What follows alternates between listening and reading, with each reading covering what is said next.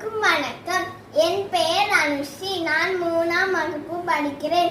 தித்திக்கும் தேவாரமாகி எத்திக்கும் ஒலிக்கும் தமிழ் மொழியில் ஒரு அழகான கதையை கூறப் போகிறேன். கதையின் தலைப்பு தவம். தவம்னா என்ன தோழர்களே? அந்த காலத்துல முனிவர்கள் எல்லாருமே கண்ணை மூடி மனசை ஒருமுகப்படுத்தி அவங்களுக்கு வேண்டிய வரத்தை எல்லாத்தையும் கேட்டு கடவுளை நினைச்சு தியானம் பண்றதா தவம்.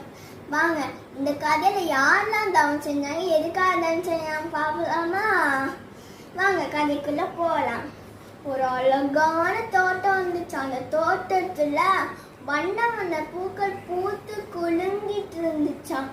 அந்த தோட்டத்தை சுத்தி ஒரு வேலி இருந்துச்சு. அந்த வேலியில ஒரு ஓனா தலைய தூக்கி நின்னு தவம் செஞ்சிட்டு இருந்துச்சாம்.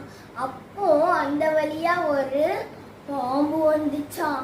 அப்போ இந்த ஓனா அழகா தவம் செய்தே அப்படின்னு சொல்லி அதுவும் தவம் செஞ்சிட்டு இருந்துச்சாம்.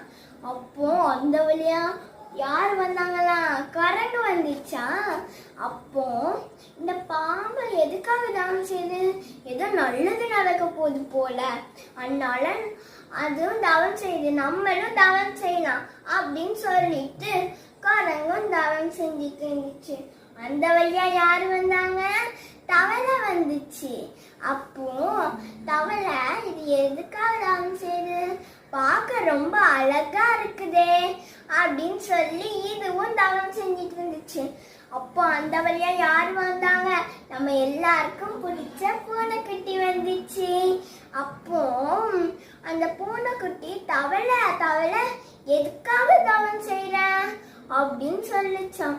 அப்போ நான் எதுக்காக தவம் செய்யறேன்னு தெரியாது, குரங்கு பாம்பு ஓனா தவம் செஞ்சிட்டு இருந்துச்சு, ஏதோ நல்லது நடக்க போகுது போல, நானும் தவம் செஞ்சிட்டு இருக்கேன், நீனும் தவம் செய்யணும்னு சொல்லிச்சான். அப்போ ஏதோ தவம் செஞ்சிச்சான். அந்த வழியா ஒரு எலி வந்துச்சான். அப்போ அது பூனைக்கு பயந்து தவளை கிட்ட தெரிஞ்சான். தவளாரே நீ எதுக்காக தவம் செய்யற அப்படின்னு கேட்டுச்சான். நான் எதுக்காக தவம் செய்யறேன்னு தெரியாது, ஒரு குரங்கும் பாம்பும் ஓனாவும் தவம் செஞ்சிட்டு இருந்துச்சு, அது பார்க்க அழகா இருந்துச்சு, அதனால நானும் தவம் செய்யணும்னு சொல்லிச்சான். அப்போ எலி சொல்லிச்சான், ஒரு காரணத்தை எதுக்கு செய்யணும், ஏன் செய்யணும் காரணம் தெரிஞ்சுக்கிட்டு தான் செய்யணும், இல்லைன்னா அது அறிவற்ற செயலா ஆகும், நீ உன் பக்கத்துல இருக்கவங்கிட்ட கேளு அப்படின்னு சொல்லுவேன். தவளைக்கு பக்கத்துல யார் இருந்தாங்க? குரங்கிட்ட கேட்டுச்சான். குரங்கு நீ எதுக்காக தவம் செய்யற அப்படின்னு கேட்டுச்சான். நான் எதுக்காக தவம் செய்யறேன்னு தெரியாது, ஒரு பாம்பு தவம் செஞ்சிட்டு இருந்துச்சு, அது ஏதோ நல்லது நடக்க போகுது போல, அதனால தவம் செஞ்சிச்சு போல, நானும் தவம் செய்யறேன் அதை பார்த்து அப்படின்னு சொல்லிச்சான்.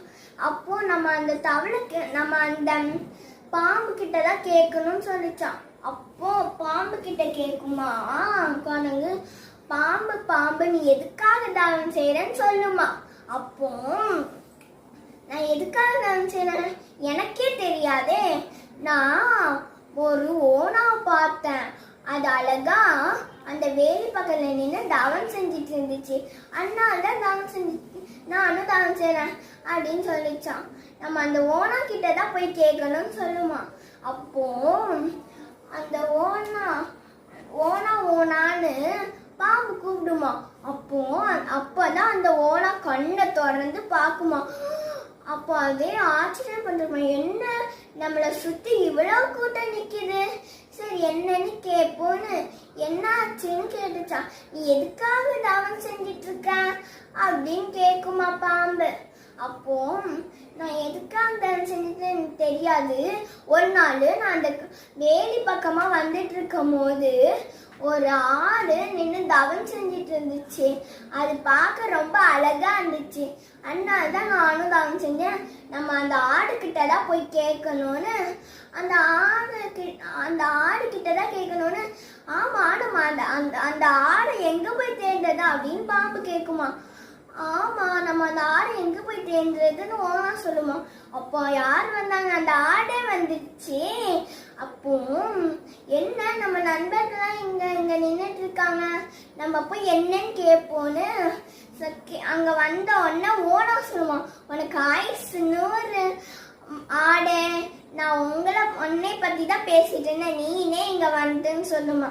என்ன பத்தியா? என்ன பத்தி என்ன பேசிட்டு இருந்தேன்னு கேக்குமா.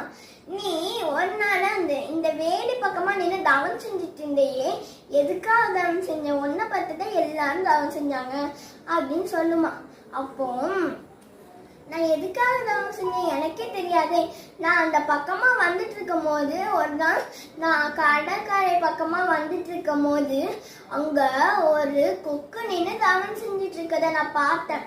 அதனால எனக்கும் ஆசை வந்துச்சு, அதனாலதான் நானும் தவம் செஞ்சேன்னு சொல்லுமா. அப்போ நம்ம எல்லாரும் அந்த கொக்கு கிட்டதான் போய் கேட்கணும்னு சொல்லுமா. ஆமா, நம்ம அந்த கொக்கு எங்க போய் தேடுறதுன்னு ஓனா கேக்குமா.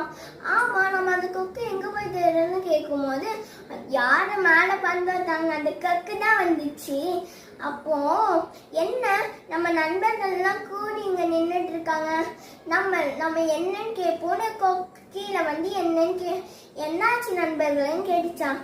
அப்போ ஆள் சொல்லுமா, உனக்கு ஆயுசு 100 கொக்கு, நான் உன்னை பத்தி தான் பேசிட்டு இருந்தேன், நீனே இங்க வந்துட்ட அப்படின்னு சொல்லுமா.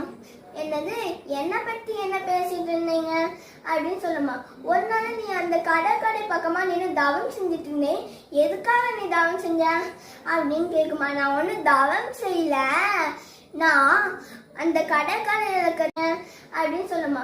ஒரு நாள் நீ அந்த கடற்கரை பக்கமா நின்று தவம் செஞ்சுட்டு இருந்தேன், எதுக்காக நீ தவம் செஞ்ச அப்படின்னு கேக்குமா. நான் ஒண்ணு தவம் செய்யல, நான் அந்த கடற்கரையில இருக்க சின்ன மீனெல்லாம் விட்டுட்டு பெரிய மீனை பிடிக்கிறதுக்காக காத்திருந்தேன். அது உங்களுக்கு தவம் செய்யற மாதிரி தெரிஞ்சிச்சு, உங்களோட அறியாமையை நினைச்சா நான் ரொம்ப வெக்கப்படுறேன்னு சொல்லிட்டு அந்த கொக்கும் பறந்து போயிடுமா.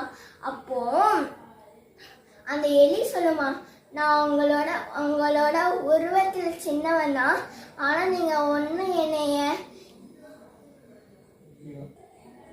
இழிவா நினைக்காதீங்க. நம்ம ஒரு செயலை செய்யும் போது அது எதுக்கு செய்யணும், ஏன் செய்யணும், காரணம் தெரிஞ்சுதான் செய்யணும், இல்லைன்னா நம்மளே நம்மளோட பொன்னான நேரத்தை வீணடிக்கிற மாதிரி ஆயிடும் அப்படின்னு சொல்லுமா. ஆமா ஆமா, நீ சொல்றது சரிதான், இனிமேல் நாங்க அப்படியே நடந்துக்கிறோம் சொல்லிட்டு எல்லாரும் போயாச்சுலாம். இந்த கதையில இருந்து நம்மளுக்கு என்ன தெரியுது நண்பர்களே, ஒரு செயலை செய்யும் போது அது எதுக்காக செய்யறோம், ஏன் செய்யறோம், காரணத்தை தான் செய்யணும், இல்லைன்னா நம்மளே நம்மளோட பொன்னான நேரத்தை வீணடிக்கிற மாதிரி ஆயிடும். நன்றி, வணக்கம்.